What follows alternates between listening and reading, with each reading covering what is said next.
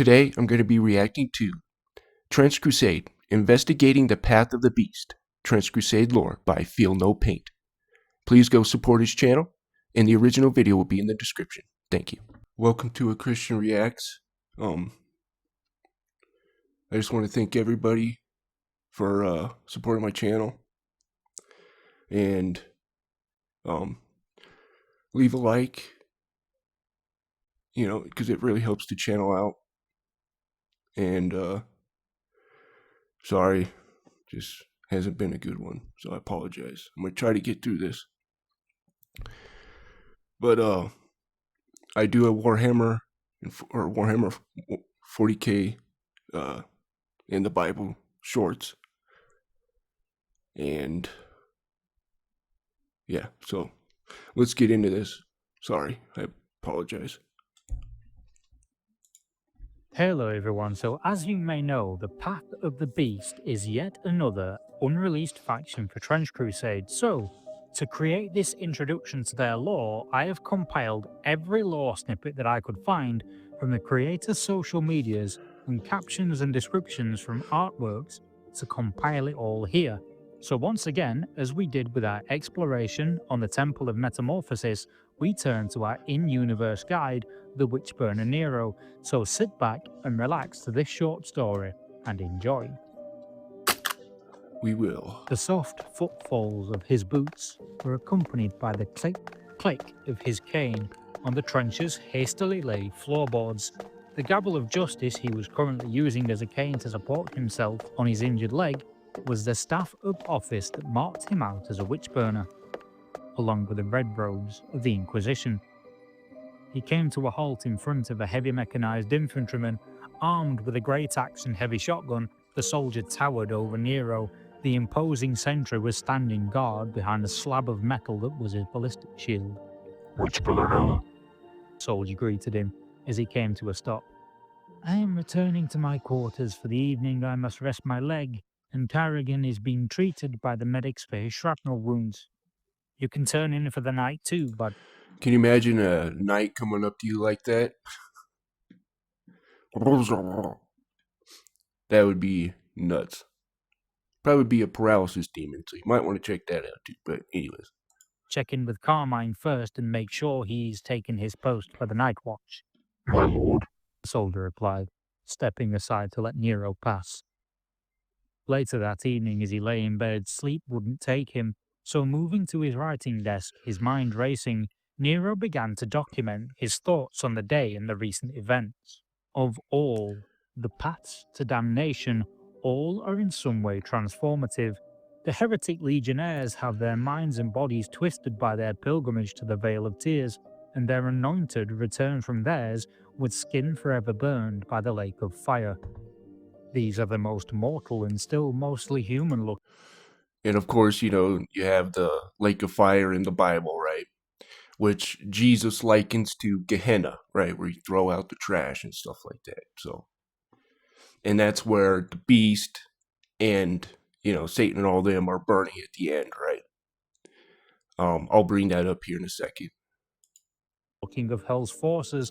I also do want to get into the beast as well, and who I think the beast is. So we might as well bring it up since we're talking about it somewhat anyways.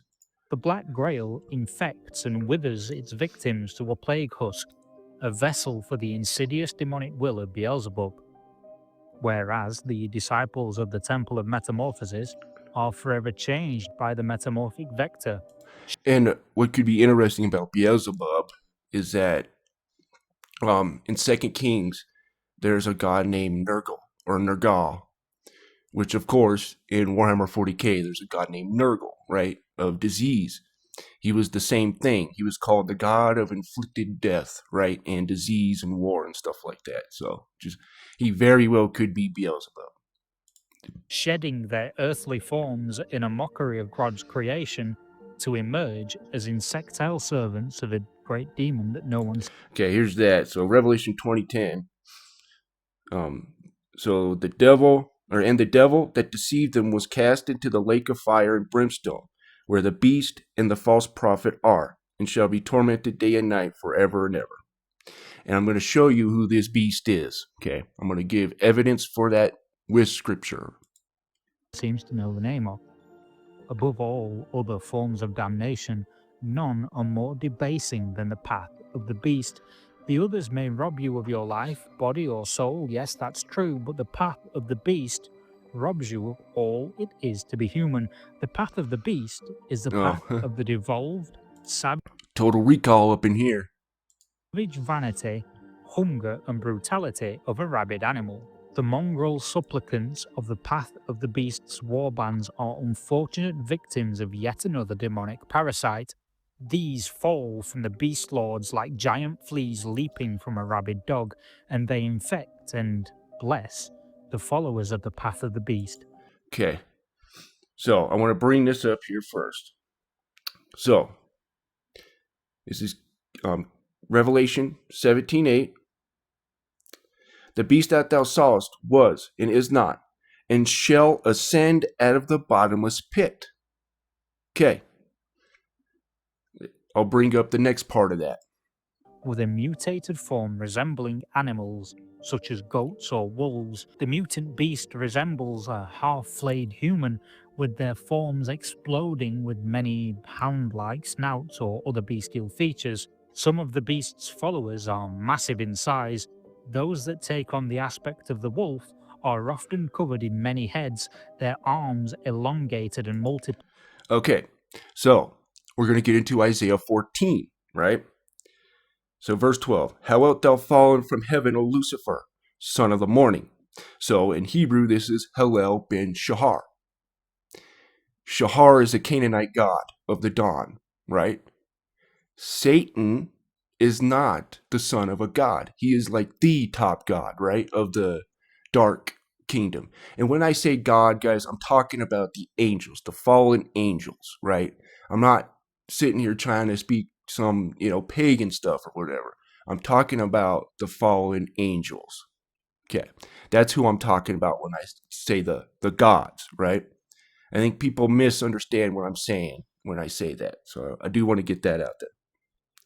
But anyways, because in verse 16, right, it literally calls him a man, calls Lucifer a man right here. They that see thee shall narrowly look upon thee and consider thee, saying, is this the man that made the earth to tremble? Okay. Okay, and now let's go to verse 15. It says that Lucifer is going to be brought down to the pit. I will yet thou shalt be brought down to hell, to the sides of the pit. Let's go back to the other one, right? The beast that thou sawest was, is it, or is not, and shall ascend out of the bottomless pit. Isn't that interesting, right? And then you got, so this Lucifer character, right, in my opinion, is Osiris, right? He would be a Nephilim, coming from Genesis 6, right? And I'll bring Genesis 6 up because you got to understand that as well. But anyways, so Lucifer, in my opinion, is the beast of Revelation. He's coming back. Their claws razor sharp. Yes, the path of the beast truly is the ruination of humanity, the destruction of civility, and the ravaging of the human form. They say they shed the veneer of the civilized like the winter antlers of a deer, and they shall slay the weak, burying their teeth in the entrails to slake their thirst. The path of the beast promises the power of animal savagery, and their heralds claim that man hath no preeminence over them, for all is vanity. The followers of the path of the beast are lured by the promise of shedding the shackles of civility and morality. It is the temptation of humankind's basest and most primordial desires. While many are promised such things, few reach the heights that they have hoped for, and many unfortunate souls are cursed by the blood of the beast and warped into its gangrel thralls. These are the degenerate slave class, chattel fit for nothing more than the menial tasks, much like. Okay. So this is 2 Thessalonians, and I want you to see if this sounds like Lucifer or not. 2 Thessalonians 2:4, who opposeth and exalteth himself above all that is called God, or that is worshipped, so that he, as God, sitteth in the temple of God, showing himself that he is God. Okay? Let's go back to Isaiah 14, or it's not going to do that. Okay.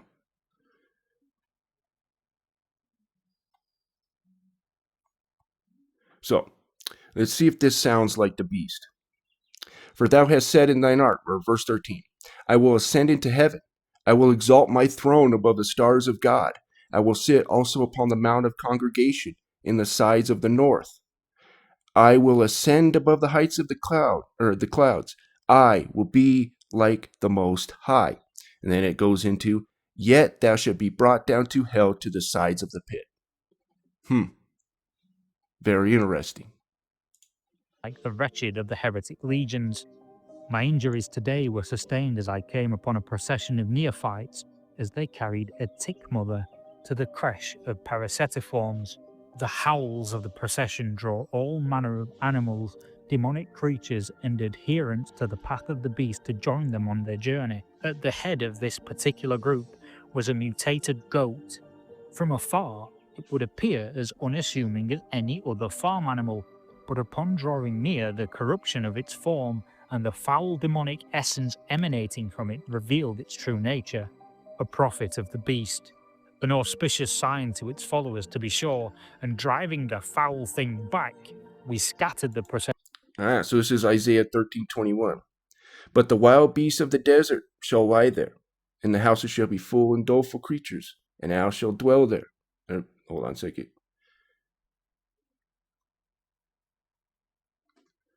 Okay, and wild beasts of the desert shall lie there, and their houses shall be full of doleful creatures, and the owls shall dwell there, and satyrs shall dance there. And the wild beasts of the island shall cry to the desolate houses. Hold on a second, that's a little weird. But yeah, satyrs. Don't remember it saying it like that, though. They must have changed it. I don't know if I like that. But anyways, interesting. And slew the tick mother, though not without wounded of her own. The tick mothers and prophets of the beast are only some of the myriad threats the creatures of the path of the beast pose. Their beast lords, beginning in a zygotic form, already tower over a man by a significant margin. These creatures, exalted by their followers, will slowly grow and change in form. When they grow enough to venture forth, they crush all beneath their many bestial feet. The beast lord in its larval form was responsible for the destruction of St. Lux. Occasionally, though, and thankfully not today, a warband will encounter one of these blasphemous monstrosities. The mere bolt-action rifles, trench clubs, or in fact many of the weaponry that a faithful warband will have the resources to carry are ineffective against these colossal abominations. No one has ever seen a beast lord in its adult form, and considering in their infancy they may besiege and destroy places such as St. Lux and Nesabar alone, I shudder to think the cataclysm that an adult could perform. The beast lords are vomited forth from the Hellgate to bring destruction upon. Okay, so this is where a lot of these weird stuff, satyrs and stuff like that, come from, right? So this is Genesis 6. And guys, if you do not understand Genesis 6, you do not understand the Bible, period. Okay? And you'll see why here in a second. This is verse 2. The sons of God saw the daughters of men, that they were fair, and they took them wives, of which all they chose. And then let's go to verse 4. And there were giants in the earth in those days, and also after that, when the sons of God came into the daughters of men, and they bare children to them. The same became mighty men, which were of old, men of renown. This is who I believe Lucifer is, right? He is one of these guys. We have God, who has his son, right? Jesus.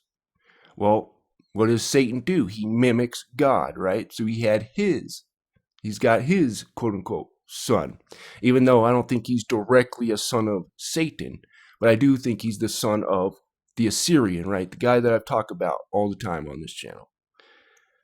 And it's in there. The Assyrian is in the Bible. Okay, go look it up. I'll bring this up. I'll bring it up here in a second.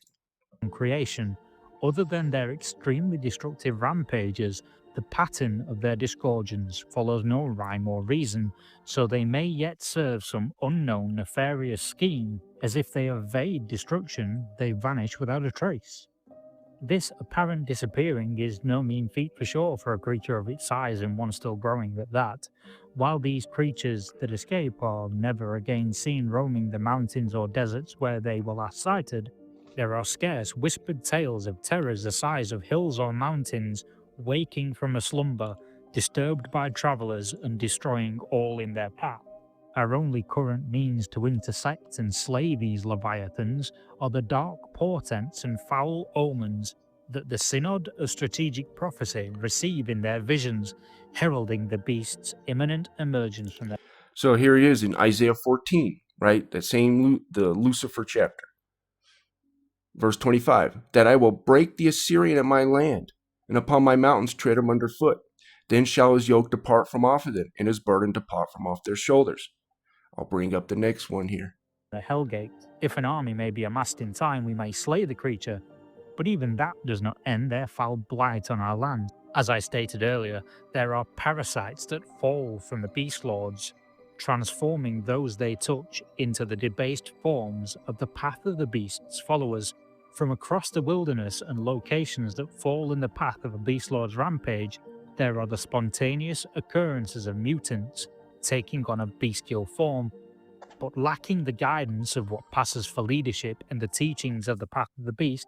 These spontaneous forms are even more mindless than their heathen brethren.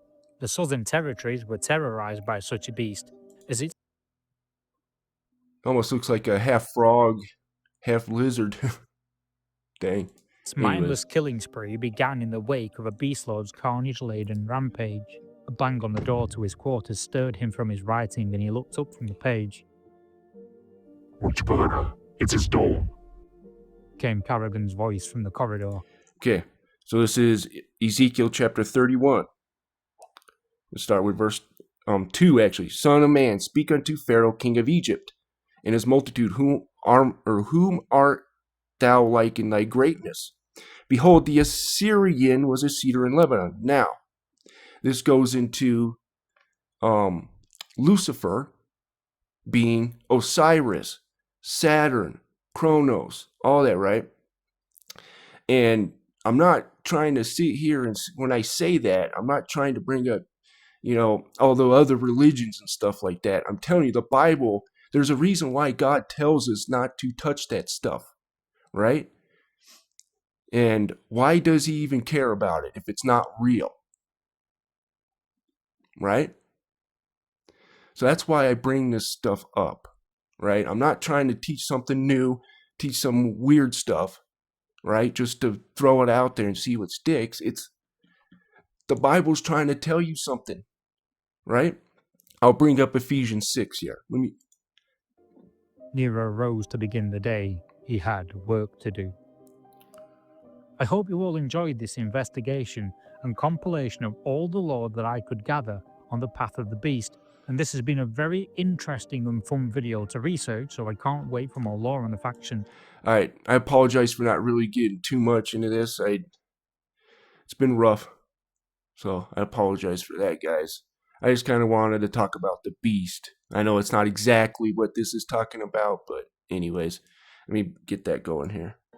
If you're enjoying my content though, I do have a favour to ask. The eagle-eyed of you may have spotted an affiliate link in the channel bio and in this video's description. Alright, go ahead and check that out too. Support the guy. Alright, Ephesians 6:12 and 13. This is why I bring this stuff up, guys. For we wrestle not against flesh and blood, but against principalities, against powers, against the rulers of darkness of this world, these quote-unquote gods or these fallen angels, right? Against spiritual wickedness in high places. Ready? Wherefore take unto you the whole armor of God, that ye may be able to withstand in the evil day, having done all to stand. Right? How can you guard against this if you don't know your enemy? Right? Or if you don't know who you're going up against? This is why I do what I do, why I bring this stuff out. And I should probably So if you're looking for hobby Change that. And there's a girl's butt there, so I apologize for that. But anyways, supplies, please consider clicking the link and making your purchases on the Outpost website, as the Outpost has really supported me over the years, and every purchase you make through my link will give a little support back to the channel. I also have some big announcements to make this coming weekend, so please look out for those. And this year, I have set a goal to hit 5,000 subscribers. So please Same like, here. subscribe, and share your favorite videos with a friend. If you're looking for more lore on the world of Trench Crusade, click the links on screen to dive deeper into this grimdark verse. And thank you for watching. I'll see you all soon. Yeah, and I know this is a lot of it is kind of the same information, guys. And I'm trying to steer away from that, but I think people should know who this beast is, right? At least in my opinion. And of course, guys, don't believe a single word that I say, right? Always look it up in the Bible yourselves. Jesus Christ is the truth, okay? And with anything, if you're an atheist, right? Always double check, always triple check, right? Make sure things be true, right? Never take anybody's word at face value, right? Always look it up, and wait for all the information to come out as well. But anyways, guys, I hope you enjoyed that. I know there wasn't too much reacting in that, so I apologize. I'm just going to keep the beginning part in. Might as well. So, but anyways, you guys have a wonderful day.